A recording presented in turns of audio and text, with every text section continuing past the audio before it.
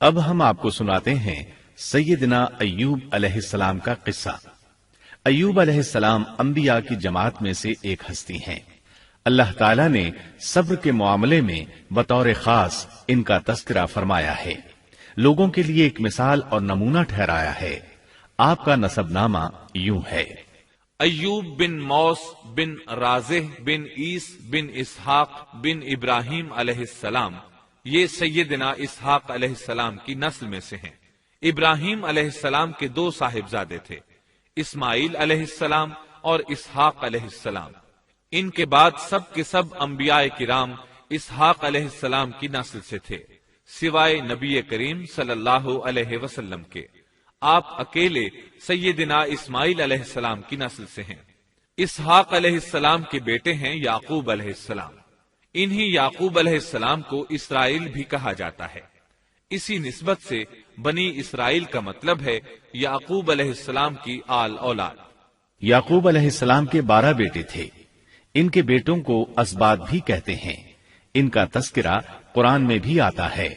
اب سوال یہ ہے کہ جن اسباط کا تذکرہ قرآن مجید میں انبیاء کرام علیہم السلام کے ساتھ کیا گیا ہے، کیا وہ یعقوب علیہ السلام کے بیٹے تھے یا ان بیٹوں کی اولاد میں سے تھے؟ اکثر علماء کرام نے یہ اشارہ دیا ہے کہ اسباط لفظ سے جن انبیاء کرام علیہم السلام کی طرف اشارہ کیا گیا ہے وہ یعقوب علیہ السلام کے بیٹے نہیں ہیں، اس لیے کہ انہوں نے تو یوسف علیہ السلام کے قتل کی کوشش کی تھی، اپنے والد سے جھوٹ بولا تھا، ایسے اور بھی غلط کام کیے تھے، تو ان حرکات کے کرنے والے انبیاء نہیں ہو سکتے، جبکہ اسباط سے مراد وہ انبیاء کرام ہوں گے جو ان بیٹوں کی نسل سے آئے ہوں گے۔ بنی اسرائیل کے 12 قبیلے تھے اور قبیلے کو سبط بھی کہتے ہیں، اس لیے انہیں اسباط بھی کہا جاتا ہے، یعنی بنی اسرائیل ان قبیلوں میں تقسیم ہو گئے۔ اسی طرح سیدنا ایوب علیہ السلام سیدنا اسحاق علیہ السلام کی اولاد میں سے ہوئے۔ سورہ انعام آیت 84 میں اللہ فرماتے ہیں: اور اس کی اولاد میں سے داؤد اور سلیمان اور ایوب اور یوسف اور موسیٰ اور ہارون۔ تو یہ سب کے سب سیدنا ابراہیم علیہ السلام کی نسل سے تھے۔ ایوب علیہ السلام بھی اللہ تعالیٰ کے نبی اور رسول تھے۔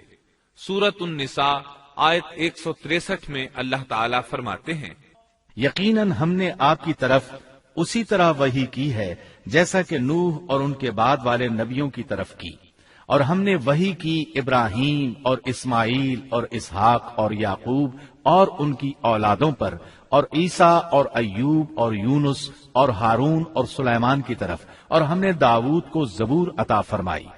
اللہ تعالیٰ نے ان سب انبیاء کرام علیہم السلام کی طرف وحی فرمائی، اور ایوب علیہ السلام بھی ان رسولوں میں سے ایک ہیں۔ اللہ تعالیٰ نے آپ کو آپ کی قوم سوران کی طرف مبعوث فرمایا۔ یہ قوم ملک شام میں رہائش پذیر تھی۔ آپ بہت زیادہ مالدار تھے۔ اللہ تعالیٰ نے آپ کو بہت زیادہ نعمتوں سے نوازا تھا۔ آپ کے پاس بے شمار مویشی تھے، لا تعداد نوکر چاکر تھے۔ اللہ نے آپ کو بہت سی زرعی زمین بھی عطا فرمائی تھی۔ آپ تاجر بھی تھے۔ تجارت کا سلسلہ دور دور تک پھیلا ہوا تھا۔ اللہ تعالیٰ نے آپ کو کثیر اولاد بھی عطا فرمائی تھی۔ آپ کے ہاں 7 بیٹے اور 7 بیٹیاں تھیں۔ آپ خود بھی صحت مند اور طاقتور تھے۔ آپ کے اصحاب کی تعداد بھی کافی تھی۔ گویا اللہ تعالیٰ نے آپ کو گوناگون نعمتوں سے نوازا تھا۔ آپ روئے زمین پر نعمتوں سے مالا مال شخص تھے۔ اللہ تعالیٰ نے آپ کو آزمانا چاہا تاکہ بعد میں آنے والے لوگوں کے لیے آپ صبر کی مثال بن جائیں۔ آخر صبر کا مرحلہ شروع ہو گیا۔ آپ کا سب مال و متاع ہلاک ہو گیا، یہاں تک کہ آپ فقیر ہو گئے۔ آپ کی زندگی ہی میں آپ کی ساری اولاد اللہ کو پیاری ہو گئی۔ کسی کا ایک بیٹا بھی فوت ہو جائے تو وہ کتنا غمگین ہوتا ہے، متاثر ہوتا ہے۔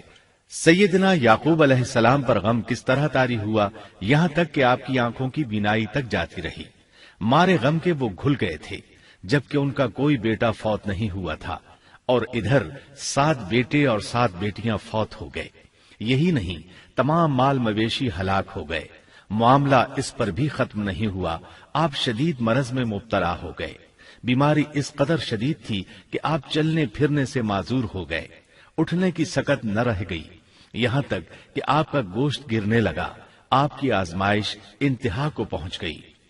اب آپ کے ساتھی بھی آپ کا ساتھ چھوڑنے لگے، انہیں خوف محسوس ہوا کہ کہیں ان کی بیماری انہیں بھی نہ لگ جائے، کہیں یہ کوئی ایسی بیماری نہ ہو جو ایک سے دوسرے کو لگتی ہو۔ اس طرح سوائے 2 کے سب ساتھی آپ کا ساتھ چھوڑ گئے، کوئی آپ کے قریب نہ آتا تھا۔ جو 2 ساتھی ساتھ چھوڑ کر نہیں گئے تھے وہ بھی ذرا دور کھڑے ہو کر بات کرتے تھے۔ آپ کی خدمت کے لیے بس آپ کی بیوی رہ گئیں، وہ بہت وفادار بیوی تھی۔ یہ زوجہ محترمہ آپ کی خدمت کرتی، آپ کو کھلاتی پلاتی، آپ کو نہلاتی۔ پھر نوبت یہاں تک پہنچی کہ سارا ہی مال بالکل ختم ہو گیا۔ اب بیوی صاحبہ نے اجرت پر لوگوں کے گھروں میں کام کرنا شروع کیا تاکہ کچھ کما کر لائیں اور خاوند پر خرچ کر سکیں۔ یہ تھے اللہ کے نبی ایوب علیہ السلام، اتنی بڑی آزمائش میں پورے اترے۔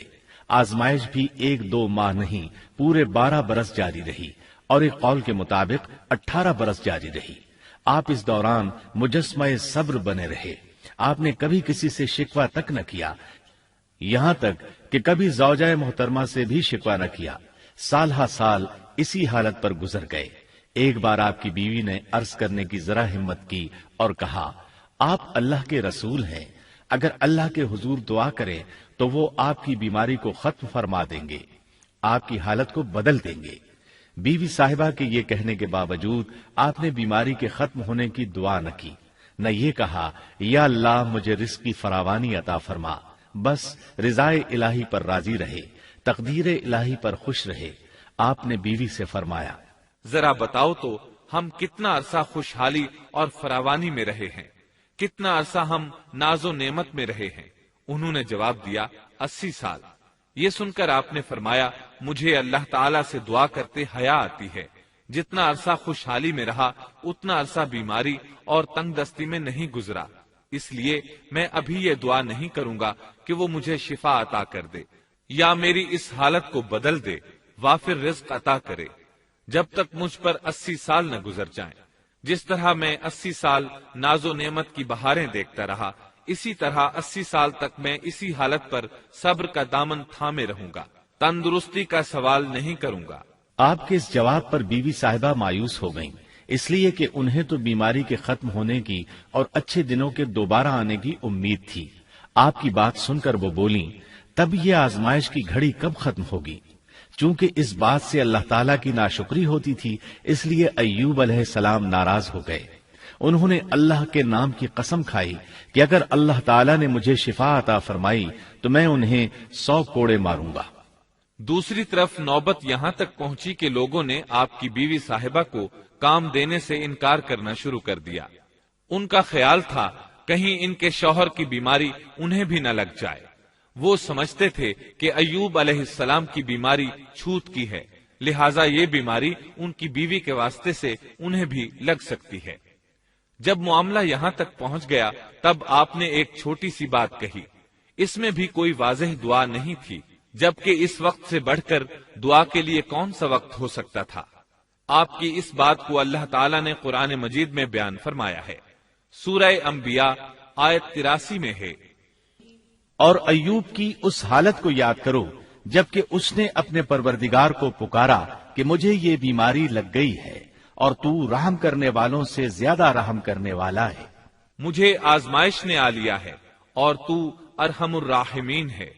مطلب یہ کہ آپ نے واضح الفاظ میں دعا نہیں فرمائی، یہ نہیں فرمایا الہی مجھے تندرستی عطا فرما، الہی مجھے رزق عطا فرما اور میری حالت ایسی ایسی ہو گئی ہے، تو رحیم و کریم ہے، بلکہ یوں کہا وَأَنْتَ أَرْحَمُ الرَّاحِمِينَ، عرض کیا میری نسبت میری حالت کو تو ہی بہتر جاننے والا ہے۔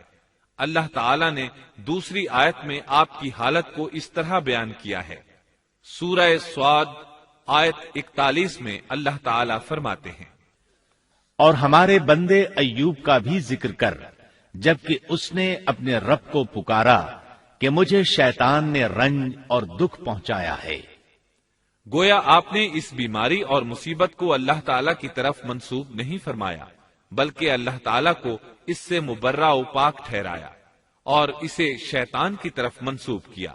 یوں نہیں کہا اللہ تو نے مجھے مصیبت میں ڈال دیا، بلکہ اس کو غیر اللہ یعنی شیطان کی جانب منسوب کیا۔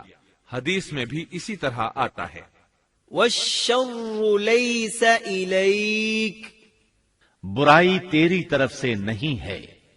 اللہ تعالیٰ نے آپ کی التجا کو اسی لمحے شرف قبولیت سے نوازا۔ کتنے ہی موقع ایسے آئے تھے کہ اس سے قبل بھی آپ دعا کر سکتے تھے اور وہ قبول ہو جاتی، لیکن آپ نے صبر کا دامن تھامے رکھا۔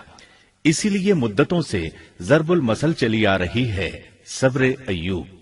جب آپ نے اپنے پروردگار سے اس انداز میں دعا مانگی تو اللہ تعالیٰ نے ان سے آزمائش ختم کر دی۔ اللہ تعالیٰ سورہ صاد آیت 42 میں فرماتے ہیں، اپنا پاؤں مارو، یہ نہانے اور پینے کے لیے ٹھنڈا پانی ہے۔ جب انہوں نے پاؤں زمین پر مارا تو پانی کا چشمہ جاری ہو گیا۔ علماء کرام کہتے ہیں جب انہوں نے اس پانی سے غسل کیا تو جسم کے بیرونی حصے سے بیماری ختم ہو گئی، اور جو ہی پانی پیا جسم کے اندرونی حصے کی بیماری ختم ہو گئی، اور یہ اللہ عز و جل کا عظیم احسان ہے۔ پھر سے بالکل تندرست بن گئے، ان کی صحت و توانائی لوٹ آئی، ایسے صحت مند ہو گئے جیسے پہلے کبھی ہوا کرتے تھے۔ ان کی زوجہ محترمہ باہر سے گھر آئیں تو بالکل نہ پہچان سکیں۔ ان سے پوچھنے لگیں، کیا آپ نے اللہ کے نبی میرے خاوند یعنی مرض میں مبتلا شخص کو دیکھا ہے؟ اللہ کی قسم، جب میرے خاوند صحت مند تھے تو بالکل آپ جیسے تھے، میں نے آپ سے بڑھ کر ان سے ملتا جلتا آدمی آج تک نہیں دیکھا۔ اس پر ایوب علیہ السلام بولے، کیا تم نے مجھے پہچانا نہیں؟ انہوں نے حیران ہو کر پوچھا، آپ کون ہیں؟ تب وہ بولے، میں ایوب ہوں۔ وہ بولی، سبحان اللہ، اس کا مطلب ہے بیماری ختم ہو گئی، اللہ تعالیٰ کا احسان ہو گیا۔ اس کے بعد اللہ تعالیٰ نے انہیں اہل و عیال کی نعمتیں بھی لوٹا دی، ان کے مویشی بھی انہیں واپس مل گئے۔ سیدنا ابن عباس رضی اللہ عنہما فرماتے ہیں، اللہ تعالیٰ نے صرف انہیں ہی اپنے فضل و کرم سے نہیں نوازا بلکہ ان کے ساتھ ان کی اہلیہ کو بھی اپنے خاص فضل و کرم سے نوازا، اس لیے کہ انہوں نے بھی اس عظیم آزمائش میں صبر کیا تھا، عظیم صبر کا مظاہرہ کیا تھا۔ اللہ تعالیٰ نے ان کی جوانی کو بھی لوٹا دیا۔ ان سے سیدنا ایوب علیہ السلام کے ہاں 26 بیٹے بیٹیاں پیدا ہوئے۔ یہ روایت بھی ملتی ہے کہ 26 بیٹے ہی بیٹے تھے، بیٹیاں اس کے علاوہ تھیں۔ اللہ تعالیٰ سورہ انبیاء آیت 84 میں فرماتے ہیں، ہم نے اس کو اہل و عیال عطا فرمائے بلکہ ان کے ساتھ ویسے ہی اور اپنی خاص مہربانی سے، تاکہ سچے بندوں کے لیے سبب نصیحت ہو۔ مطلب یہ کہ ان کی جوانی واپس کر دی، مال و دولت لوٹا دیا، اور یہ چیزیں انہیں فوراً واپس کر دی تھیں۔ جسمانی صحت بھی واپس فرمائی اور دنیاوی دولت بھی واپس کر دی۔ امام بخاری، امام احمد اور دیگر محدثین نبی کریم صلی اللہ علیہ وسلم سے روایت بیان کرتے ہیں کہ نبی کریم صلی اللہ علیہ وسلم نے فرمایا، جب سیدنا ایوب علیہ السلام غسل فرما رہے تھے تو ان پر ٹڈیوں کی موسلا دھار بارش ہونے لگی۔ یہ ٹڈیاں کیا تھیں؟ وہ سونے کی ٹڈیاں تھیں۔ اللہ تعالیٰ ان کو غسل کے دوران ہی اتارنے لگے۔ ایوب علیہ السلام نے ان کو کپڑے میں جمع کرنا شروع کیا۔ اس پر اللہ تعالیٰ نے فرمایا، اے ایوب، کیا میں نے تجھے مالدار نہیں بنا دیا؟ اس نئے نازل ہونے والے مال سے بے پرواہ نہیں بنا دیا؟ ایوب علیہ السلام نے عرض کیا، جی ہاں میرے پروردگار، لیکن میں آپ کی رحمت اور برکت سے تو بے پرواہ نہیں ہو سکتا۔ ہاں اے رب، لیکن میں تیری برکت سے دور کیسے رہ سکتا ہوں؟ ان کا مال و دولت سب واپس مل گیا، اہل و عیال بھی مل گئے، صحت بھی پلٹ آئی۔ یہ سب اللہ کے خاص فضل و کرم سے تھا اور اس عظیم صبر کے صلے میں تھا جو انہوں نے کیا تھا۔ اللہ تعالیٰ نے ان کی اہلیہ محترمہ پر بھی نرمی فرمائی، جیسا کہ سورہ صاد آیت 44 میں فرماتے ہیں، اور اپنے ہاتھ میں تنکوں کی ایک جھاڑو پکڑو۔ بالکل باریک تنکوں کی ایک جھاڑو لو، اس میں 100 تنکے ہوں، ان کو اکٹھا کر لو۔ اس کے بعد فرمایا، جھاڑو سے اسے مار اور قسم کے خلاف نہ کر۔ مطلب یہ کہ ایوب علیہ السلام نے اپنی بیوی کو 100 کوڑے مارنے کی قسم کھائی تھی۔ اللہ نے یہ تدبیر سمجھائی کہ 100 تنکوں کا جھاڑو لے کر ایک بار انہیں مارو اور قسم پوری کرو۔ قسم کی خلاف ورزی نہ کرو